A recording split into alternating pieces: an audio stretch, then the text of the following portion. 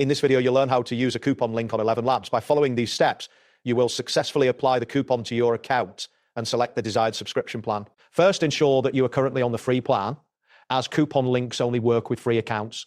If you have a paid subscription, the coupon will not apply and you will need to contact support for assistance. Next, log into your ElevenLabs account using your free credentials. If you do not have an account yet, you will need to create one.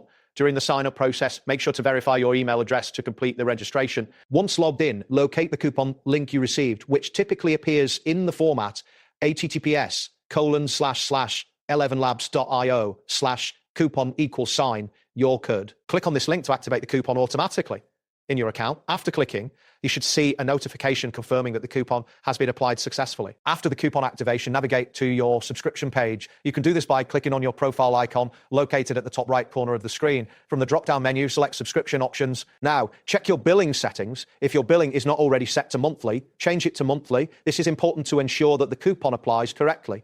Next, find the subscription plan that the coupon is valid for and click subscribe under that plan. Finally, when you reach the checkout page, confirm that the discount from the coupon appears before you complete your payment. This verification is crucial to ensure that you are receiving the benefits of the coupon you activated.